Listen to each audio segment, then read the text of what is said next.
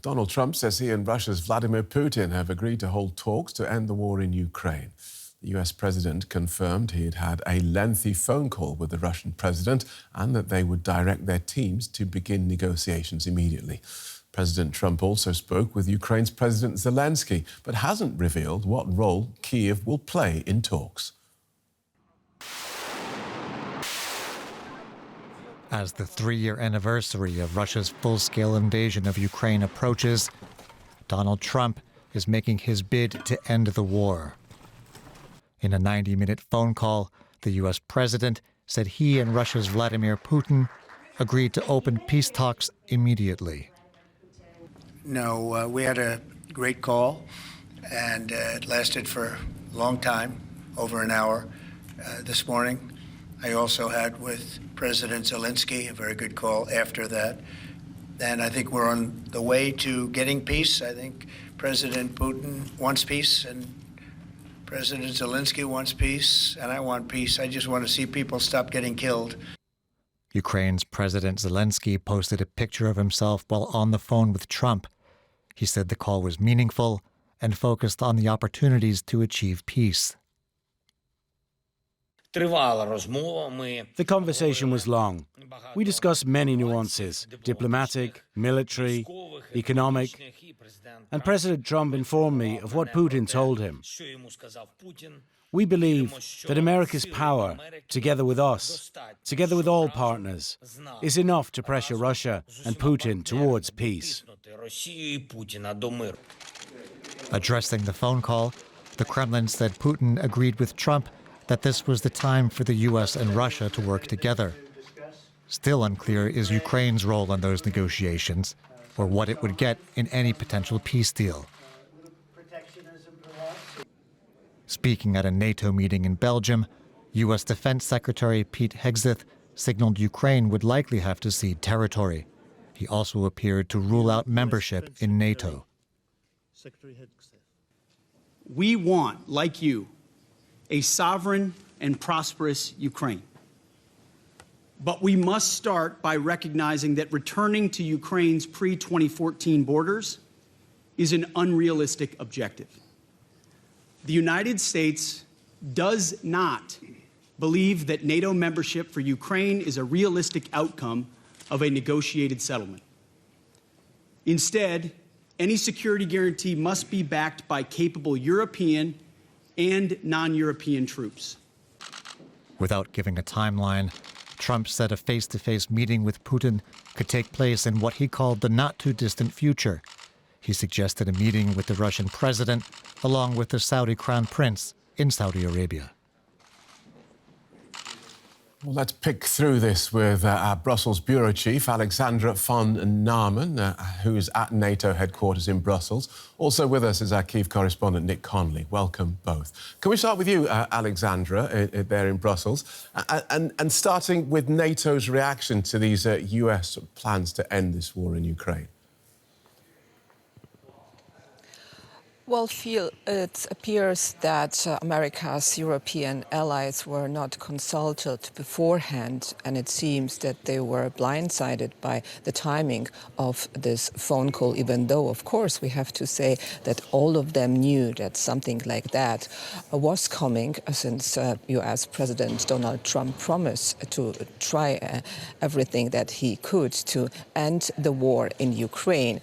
And now we're hearing from many of them that they are satisfied with the fact that finally, as it seems, at least for now, Vladimir Putin is ready to negotiate, to start talks with Ukraine. However, many of the Europeans are also concerned what a role Ukraine will play in such talks. They want nothing to be negotiated without Ukraine's consent.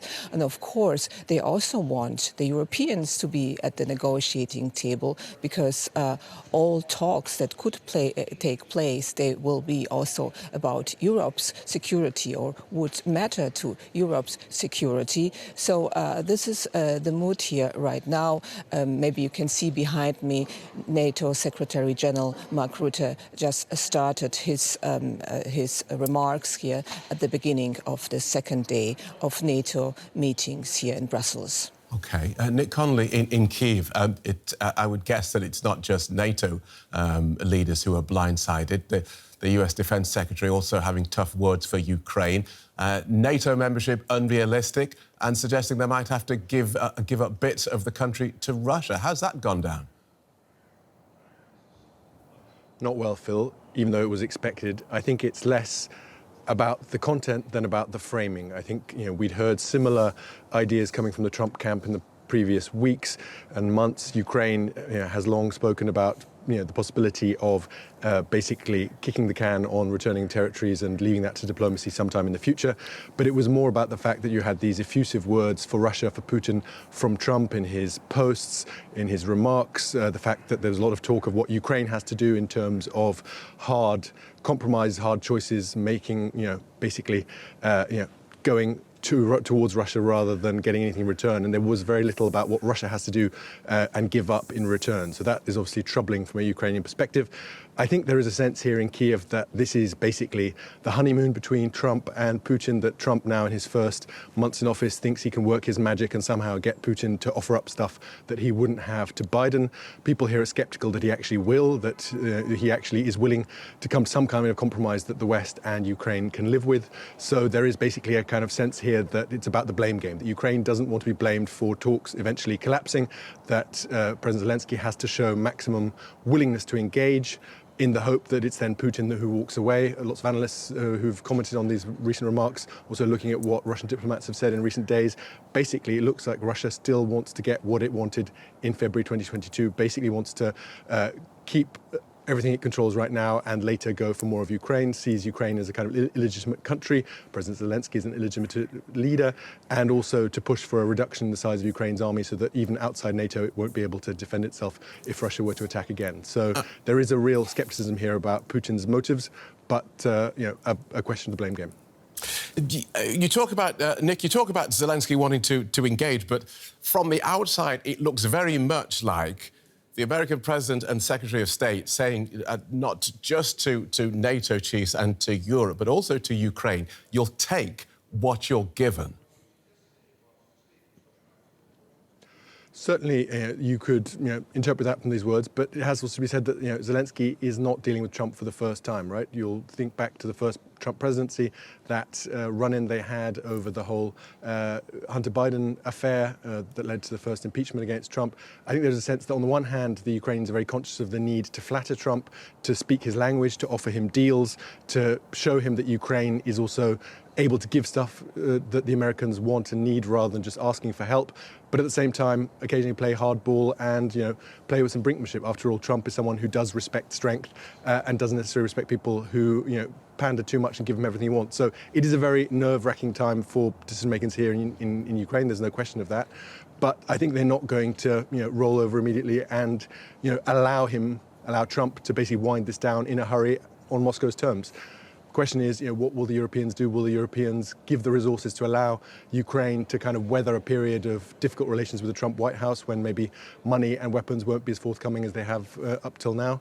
OK, but, they don't really have many other options. Let's pick up some of those points with Alexandra, because Alexandra, we heard the US Defence Secretary also telling European and non-European countries they have to do more to provide Ukraine's security. He also ruled out US boots on the ground in Ukraine. So this is looking more and more like NATO without the US. Well, I mean, that is the true assessment when it comes to supporting Ukraine. And of course, the Europeans are saying that it's important should there be any talks to negotiate from the position of strength. So they are promising Ukraine to continue supporting them with military equipment, with ammunition, with all that is needed there on the front lines. However, we also have to be honest, and we heard from the German Foreign Minister Annalena Baerbock this morning admitting that Europe alone alone cannot provide Ukraine with enough weapons, with enough support to make a difference on the battlefield. So the not having the U.S. support there, as it seems, or having only reduced supplies of American arms for Ukraine will be very difficult for Kyiv.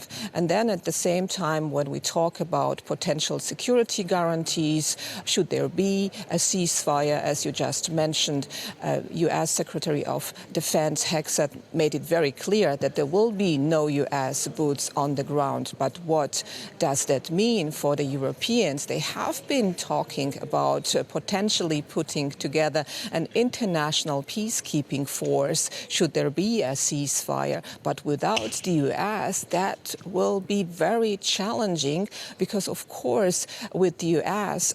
Having the largest armed forces and modern capabilities in NATO, we have to say that it's unlikely that there will be international peacekeeping force that could be there on the ground without the U.S. support, without air defense support, enables on the ground. So a lot of challenges there for the Europeans right now.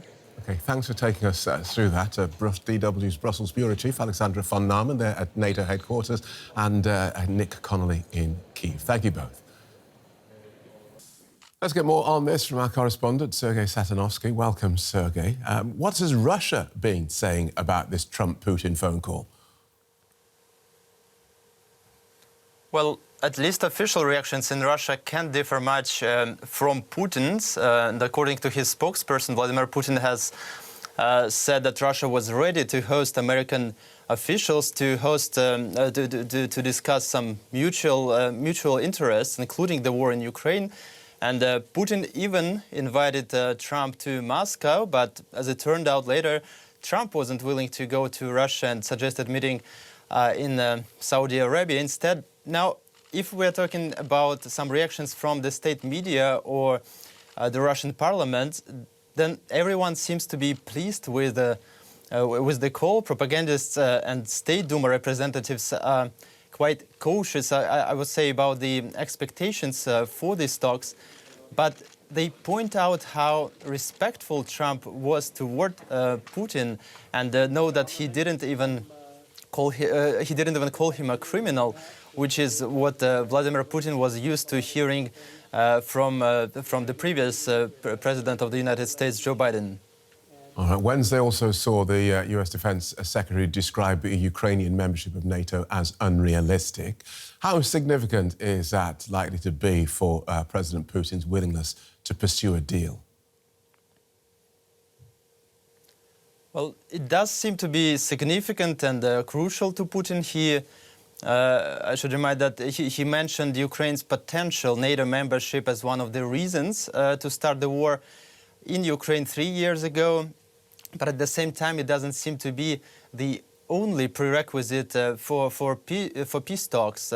Lately, Putin and other government officials have many times questioned President Zelensky's legitimacy and his even right to negotiate on behalf of Ukraine. So this could mean that Putin hasn't yet given up his hopes to change the government in Ukraine, and this could also suggest that Putin won't even consider Zelensky's demands and proposals, including, for example, Zelensky's latest proposal to swap territories.